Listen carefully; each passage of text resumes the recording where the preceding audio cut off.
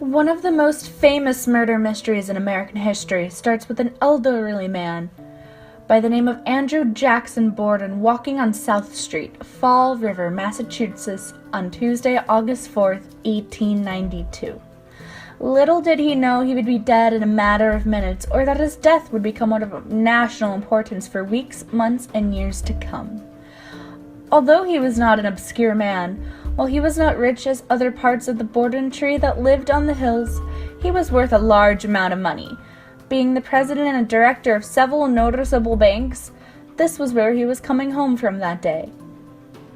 The rest of the Bordon household included his second wife, Abby Gray Bordon, who was married to Andrew after the death of his first wife, Sarah Morse Bordon, and who Lizzie Bordon regarded as only her stepmother and somewhat resented her. Her mother figure after Lizzie lost hers, when she was 2, was her older sister, Emma Nora. The only other person to live in the house at the time was their in-house servant, Bridget Sullivan.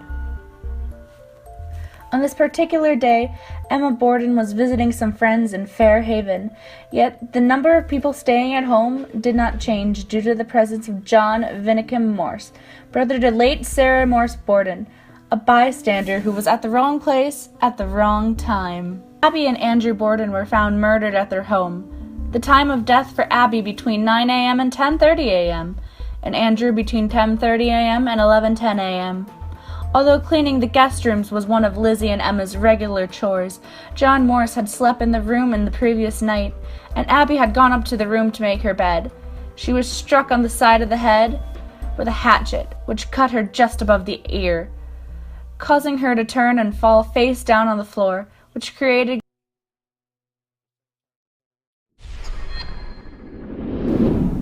contusions on nose and forehead. Her killer is then assumed to have sat on her back, delivering 19 direct hits to the back of her head. We must go back before the incident and retrace the steps to figure out Mr. Bordon's day led to his death. After breakfast, Andrew and Morse went to the sitting room, where they chatted for an hour. Morse left to visit at relatively 8:45 a.m., and Andrew left for his morning walk sometime after 9 a.m. When he returned around 10:30 a.m., his key failed to open the door, so he knocked for attention. Bridget went to unlock the door. Finding it jammed, she uttered an expletive. She would later testify that she heard Lizzie laughing immediately after this. She did not see Lizzie, but she stated that her laughter was coming from the top of the stairs.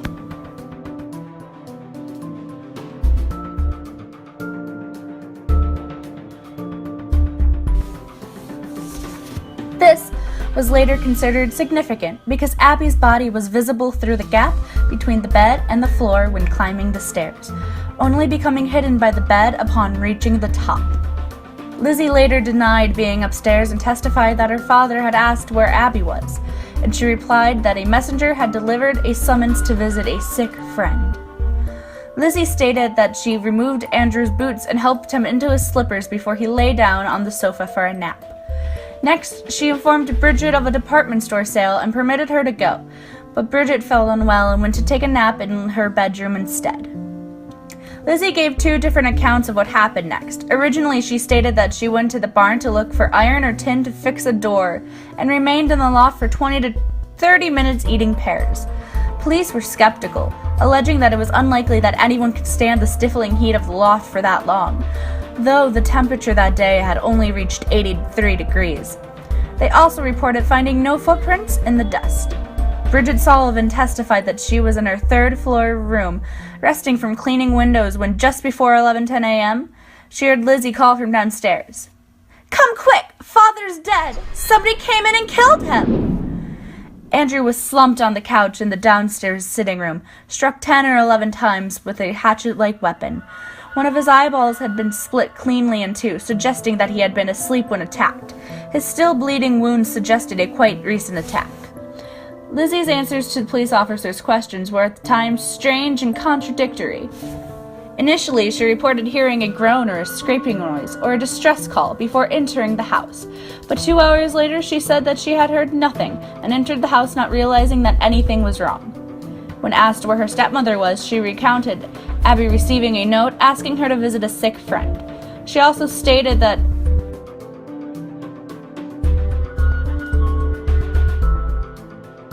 Abby returned and asked if someone could go upstairs and look for her. Bridget had a neighbor, Mrs. Churchill, were halfway up the stairs, their eyes level with the floor. When they looked into the guest room, they saw Abby lying face down on the floor. Most of the officers who interviewed Lizzie reported that they disliked her attitude. Some said she was too calm and poised.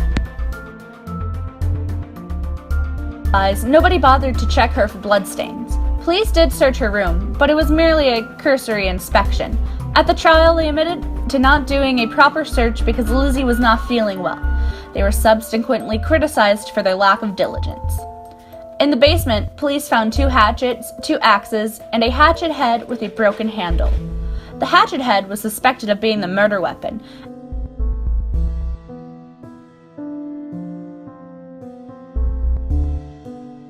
However, none of these tools were removed from the house.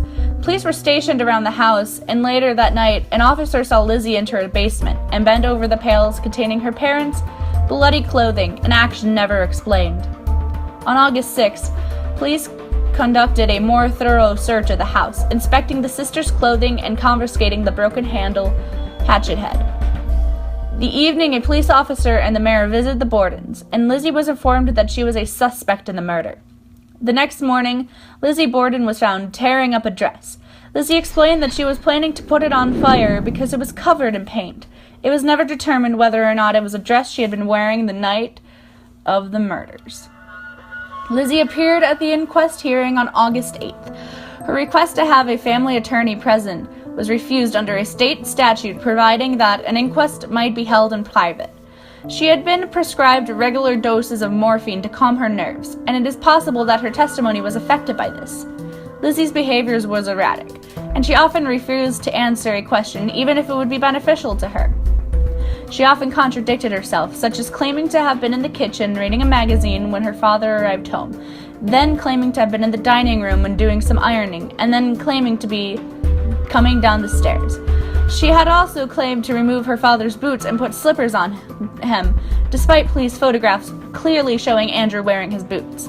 The district attorney was very aggressive and confrontational. On August 11th, Lizzie was served with a warrant of arrest and jailed. The inquest testimony for basis for the modern debate regarding her guilt or innocence was later ruled inadmissible at her trial on June 1893. A grand jury began hearing evidence on November 7th, and Lizzie was indicted on December 2nd. Lizzie's trial took place in New Bedford. The most prominent points of the case are as follows. The hatchet head found in the basement was not convincingly shown to be the murder weapon. Prosecutors argued that the killer had removed the handle because it was bloody. One officer testified that the hatchet handle was found near the hatchet head, but another officer contradicted this. Though no bloody clothing was found, a few days after the murder, Lizzie burned a dress in the stove, saying that it had been ruined when she brushed against fresh paint. According to testimony, the maid Bridget went upstairs around 10:58 a.m. and left Lizzie and her father downstairs.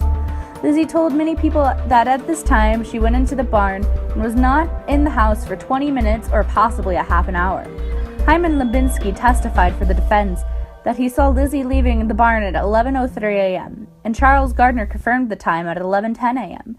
Lizzie called the maid downstairs, told her Mr. Bordon had been murdered, and told her not to go into the room where he died. Instead, Lizzie sent the maid to fetch a doctor.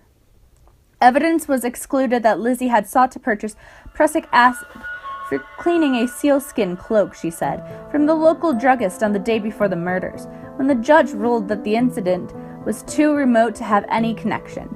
Because of the mysterious illness that had struck the household before the murders, the family's milk and Andrew's and Abby's stomachs, removed during autopsies performed in the Bordon dining room, were tested for poison. None was found. The victims' heads were removed during autopsies. The skulls were used as evidence during the trial, and Lizzie fainted upon seeing them. The heads were later buried at the foot of each grave. The presiding Associate Justice, Justin Dewey, delivered a lengthy summary that supported the defense of his charge to the jury before it was sent to deliberate. On June 20th, after deliberating on an hour and a half, the jury acquitted Lizzie.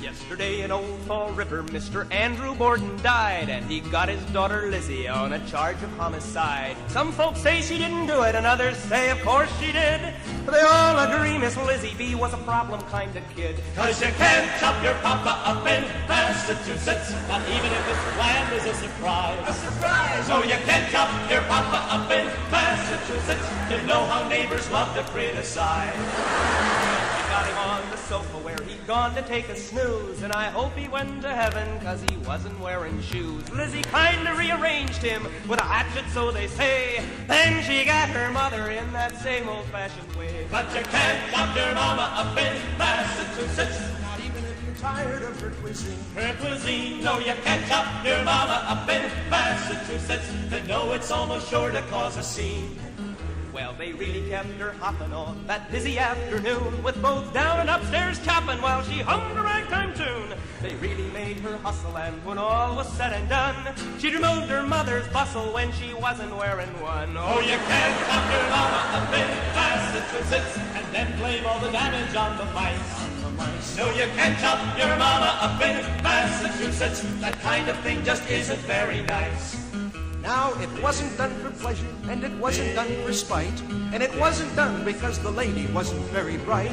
She'd always done the slightest thing that Mom and Papa bid. They said, Lizzie, cut it out. so that's exactly what she did.